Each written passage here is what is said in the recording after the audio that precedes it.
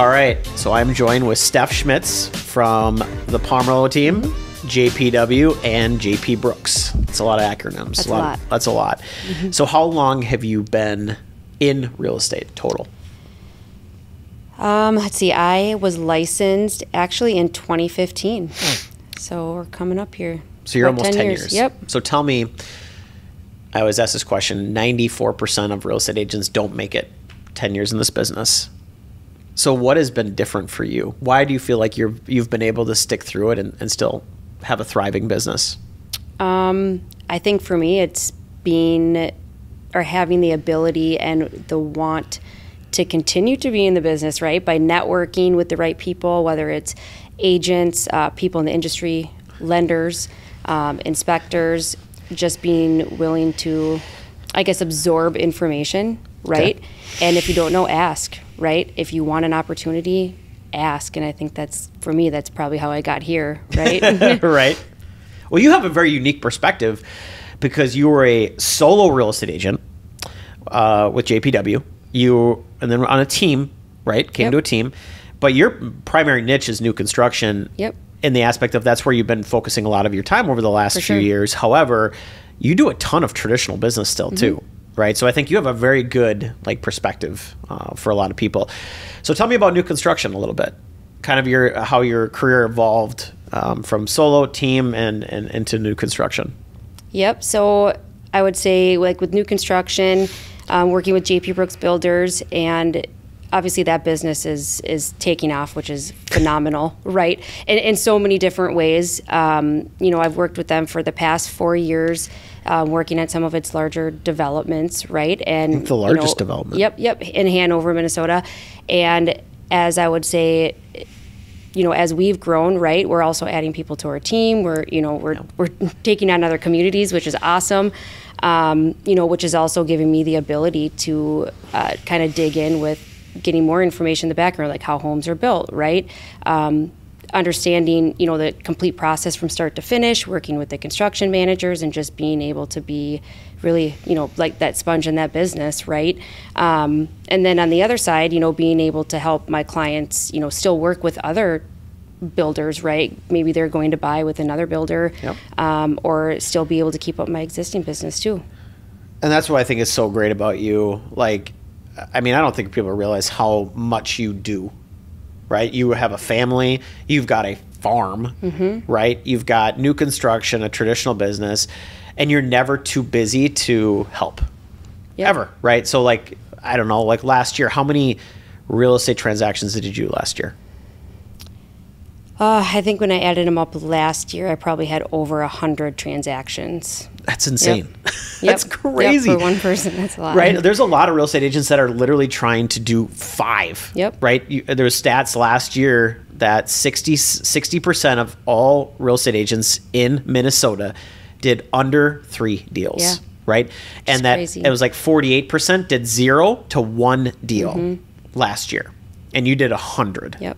Right, that's super impressive. I want to add this: I'm only as good as the team that I got. Right, so it's if you don't have the great admins and the great ops managers and the people that are able to help you and navigate your clients, right, and helping them through a transaction, you're only as good as them, right? Well, and that comes out of necessity too, and you realize that when you're client facing, that's the most important thing to your clients.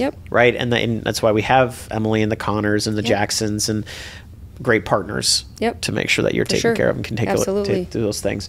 So what was the biggest thing that you learned in managing your time last year or just in your career of doing 100 real estate transactions? A friend, family member, someone comes to you and says, I want to help or I want to buy or sell real estate. And you said, absolutely, I can still help you. How is that possible? I think for me, it's setting expectations. Right? When you have a lot of balls up in the air, I'm working new construction, so I clearly have model hours there.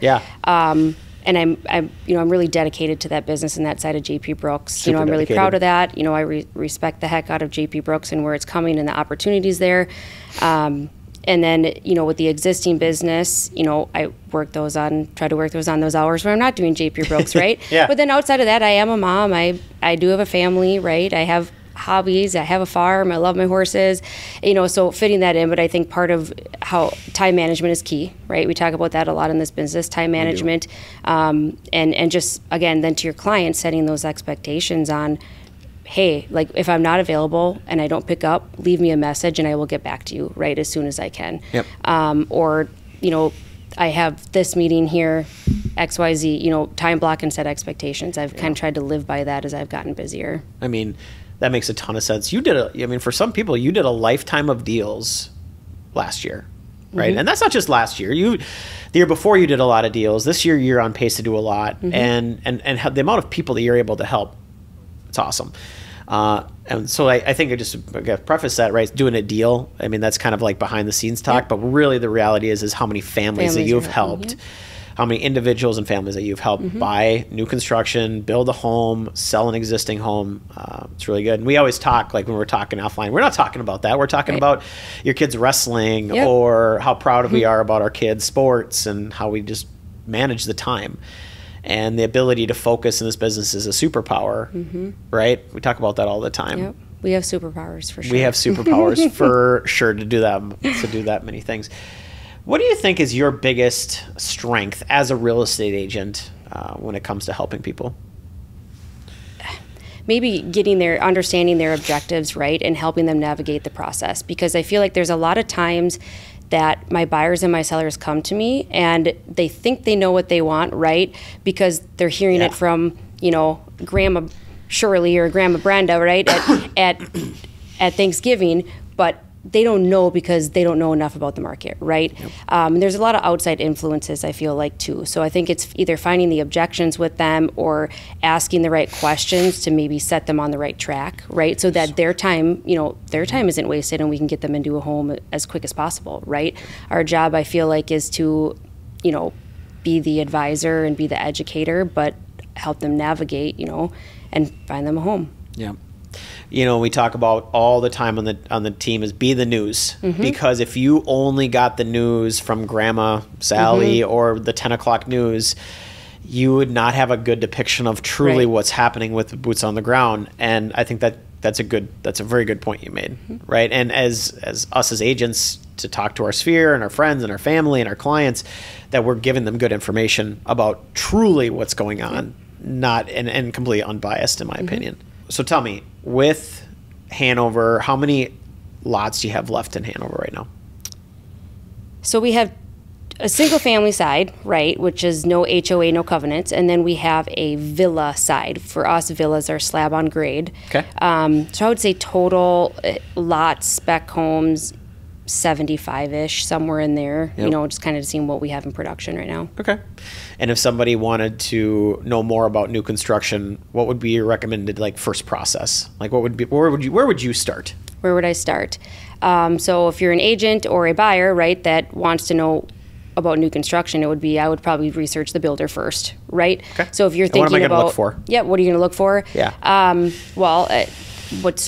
You don't know what's important to you, what's not, right? So I always tell people when you're shopping, go to multiple builders, right? You don't know if you're gonna love a Lennar or a Pulte or David Weekley or JP Brooks, right? There's benefits and negatives or pros and cons to both, to any and all, right?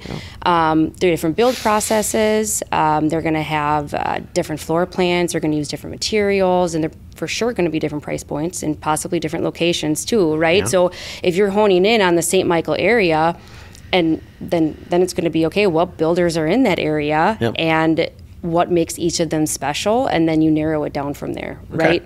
And then I would say the next one would be either going and meeting with a builder's rep or having your buyer's agent set up a meeting, just so that you could maybe sit down and look at floor plans, talk about potential costs, if you're going to price out a home or if you're going to look at, quick move-ins or spec homes. Yeah. So obviously we know we love JP Brooks. Yep. Fantastic. You don't have to go to any other builders. But truth be told, we as agents will on occasionally take our buyers to different builders, right? We want to explore with them. We want to understand what their needs, wants, and maybe what builder fits best for them, right?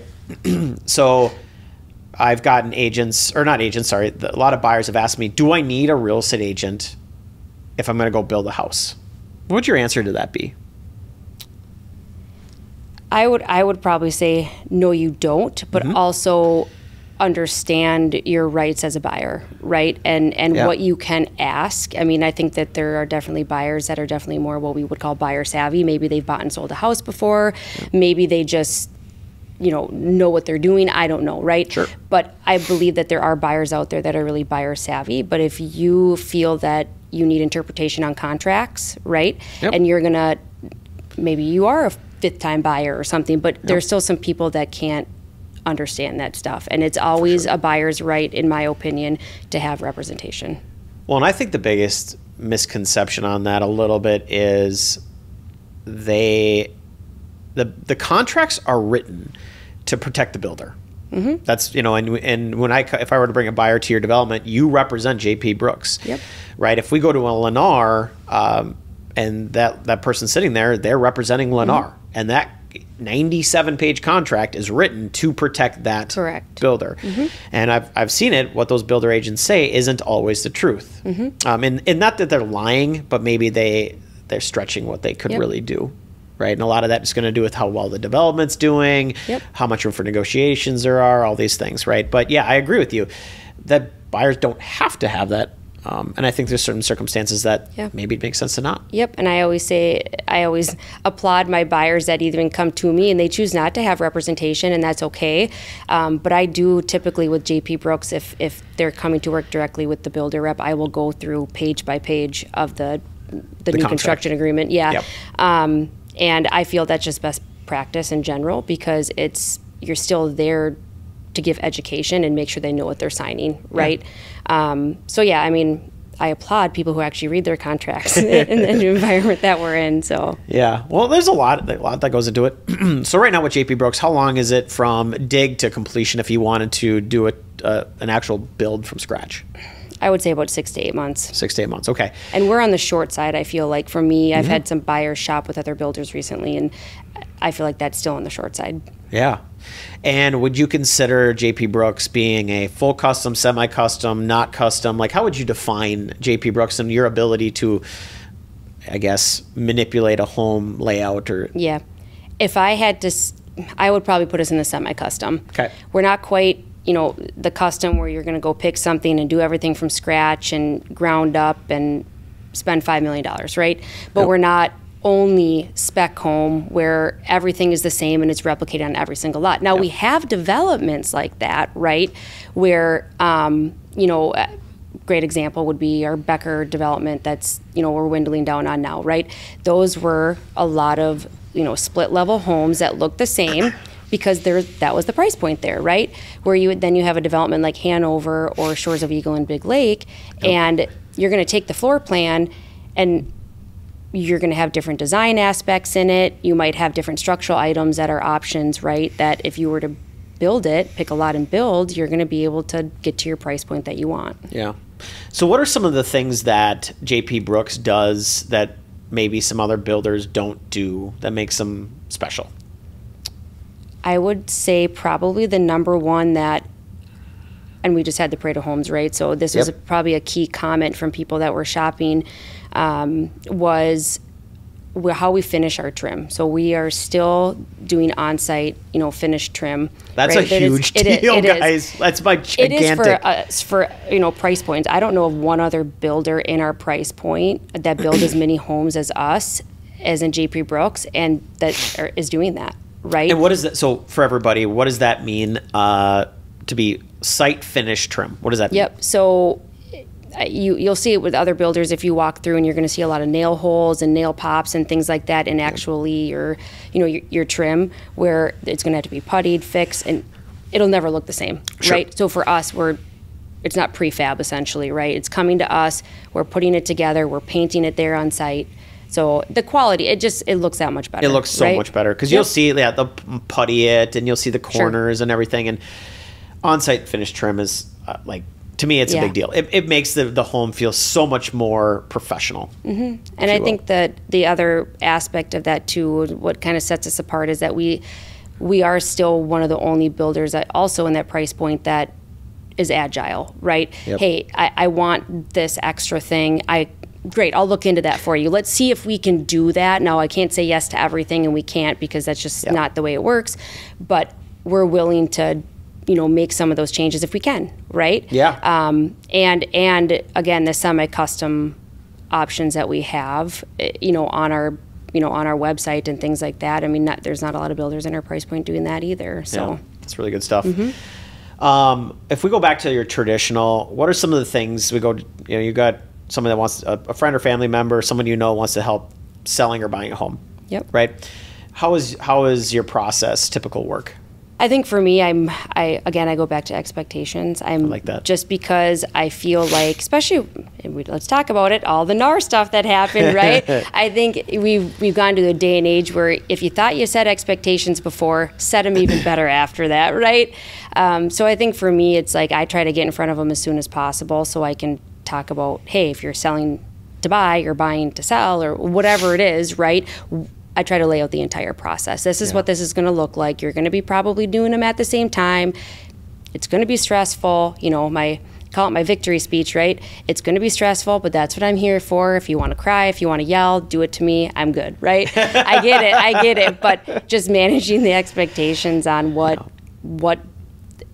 that it's going to, that it may not be all, I would say to my kids, rainbows and butterflies and sunshine, right? Yep. If there's going to be stressful times, we're going to go out, look, you may, days on market is longer right now. I just talked about that on social media, and that's the reality of what's going on, right? And I think it's, again, expectations, setting expectations for what is going on at the market at this point in time, right? And making sure that we're not, because sometimes I think us as agents, and I've had it a couple times in the past where I've had my buyers and sellers say, well, I met with this agent and they said this. And I'm like, well, my statistics don't tell me that, but that's great. But just making sure they know and helping them be educated about, hey, should you list now? Or should you list in the springtime? And things like that, right? Great question. I think we're always probably our biggest critic, and I mean, for us, we come into play more so when there's problems, and our problem solving skills have to be like top notch. Our psychiatry skills have to be top notch, right? But the reality is I think it's actually pretty rare that you run into a super stressful or super big problem. Does it happen? Of course, and that's what sticks out to us is I solved this problem or I did that, and we forget about all the 90% of people that have no problems. Everything's great. Just because you have created systems and processes in your business and they love working with you, right? Well, I also think the more business you do, and you know this too, right? Because you're very successful, but the more business that you do, the more problems you're going to run into, right? And it makes you, I feel like, a better agent, right? 100%. And I say it all the time, is just like our value is not hourly based or time based, right? It's just like if you had an attorney that's been doing it for 20 years in one niche, and you went to an agent, let's just say it's the same thing, versus somebody that maybe is just brand new to the business, that person's hours way more valuable than somebody that's just starting out, right? The more you run into and the more problems you experience, the more solutions you're going to have. You're like, I remember that. This is what I did last time. It was an easy fix, and now instead of taking the days and days and days to fix something, it takes you 2 minutes. And that can certainly be super valuable for a shopper or a seller. I also always say this. I don't think there's always, I mean, this is real estate, right? So nothing ever is free sailing, right? Nope. And that's where, there's not problems, there's solutions, right? Solution-based, yep. Yep, exactly. So, I mean, yes, you're going to run into things in transactions, right? And things that buyers and sellers can't predict, right? But that's why, I mean, we have an amazing team behind us, right? To help us and navigate. And if I've never seen something, chances are you've seen something or somebody from our team has, right?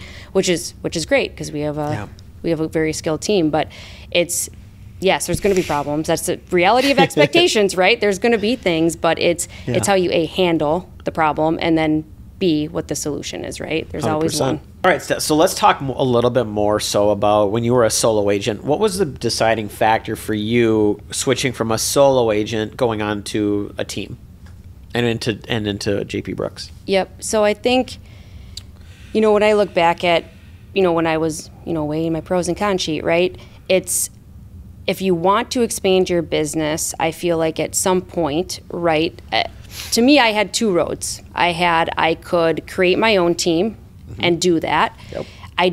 Or you can join a team, be a sponge, understand what support you need, right? And grow alongside people who have the same visions, right? Yep.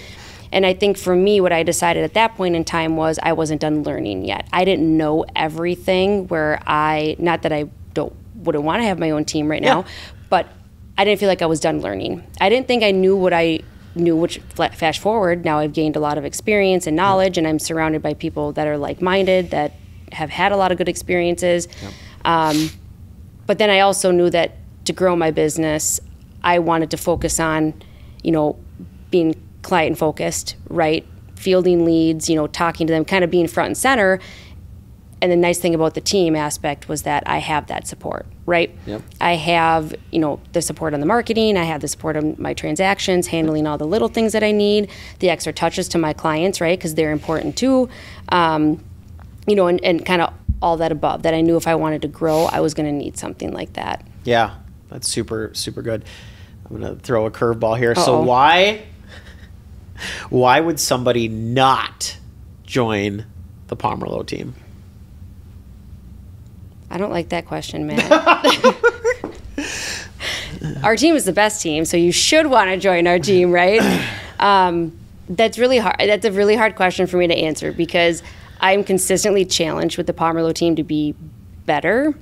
And so now that I've joined the team, I feel like I don't know how to answer that question effectively for somebody because you don't know what you don't know. And I think that's with any team, right? Like I can think of a lot of just like stellar real estate teams that I follow and love interacting with. And man, they call me and I'm like, oh, are they just calling me to chat, or are they calling me because they're interested in a listing? But I'll pick up because I like them, right?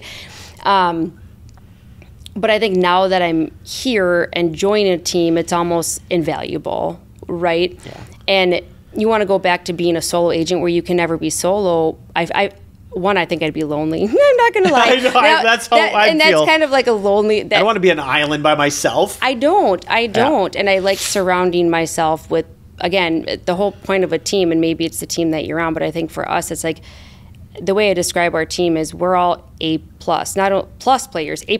We're not just A or A+. We are A++ players. I think we're all motivated. I think we all want what's best for our teammates, for our team. We want us all to succeed. And we're willing to answer questions and dive in like, hey, you have a transaction that's not going, how can we help? Let's brainstorm with them. How do we, even at our team meetings, right? Like what listings are out there? This listing's not selling. Hey, here's what you could do to improve it, right? We all want success for everybody else. And I feel like I don't think I could go back to being by myself. Like I'd be like, where am I at? I'm by myself. I don't think I could do that.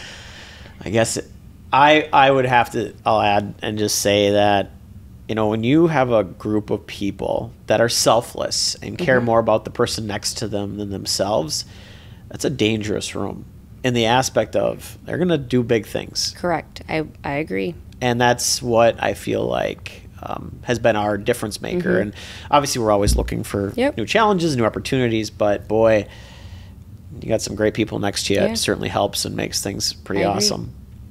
And I guess so if somebody didn't want to grow or someone didn't want time back, they probably shouldn't be here. Yeah. and don't get me wrong, I say this too, like that's where, like for me, when I look back to 5-6 years ago, right? When I was kind of in that pivotal time, doesn't mean I couldn't have done it, but I just feel like there's strength in numbers too, right? And I think that's also what makes you successful. Totally. So this is another thing. This is I talk to a lot of agents that are considering joining the team or are curious about the team, and they always ask, inevitably right away, what are the splits? Yeah. Right.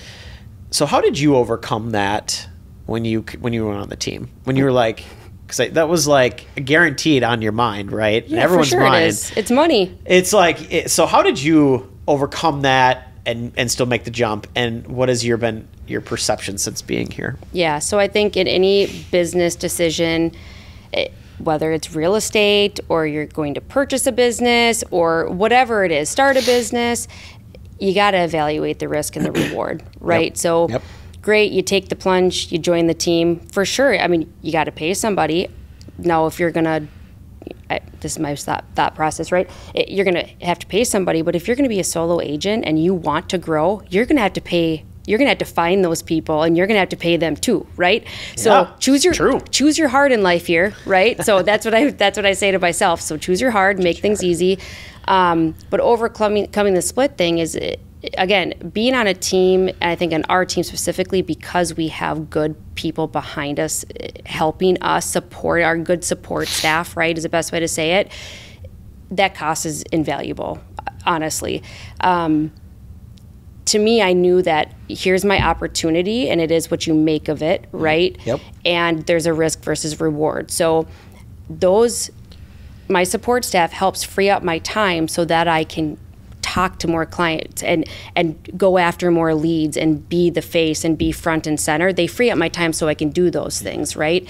So you can do 100 transactions. Yeah, exactly. Yeah. Exactly. So, I mean, again, it's invaluable, but back in 6 years ago, you have to say, okay, what's the risk versus reward? If you want to excel in your business, there are things that you are going to have to give up. Hands down. There are things, whether it's money, time, best thing that we can call it here is leverage. Yep. That's leverage, right? Those splits, let's call it leverage. Those splits that you're giving up to a team, that's your leverage right there, right? If you have good support staff, it's worth every penny. Yeah. I would say that most people, I would probably say everybody on the team now at one point or another had that apprehension and worried about splits and what every they were. Every time you join a team, you should. Yeah, and 100%. And I think now, I don't think there's anybody that would say I'm worried about the splits because they look at their net income. Right? Correct. I tell agents, like, are you worried about splits or are you worried about how much money you're going to make at the end of the year? We all have families to feed, right? We all have a reason to be in this business, and it's usually a selfless one, but there has to be some selfishness there, and you got to pay your bills. Correct. Right? So I think we've created a model that to me, it seems very fair and reasonable. Our team keeps growing. We keep growing, and we try to over-provide value. So, and you're a big reason for that, I know, on the back end. So with all those transactions going, thank you for coming. That's like super great that you made a few minutes of your time to be here with us. Thank you so much. I appreciate this. Yeah, this is fun. Is that what you wanted, Andy?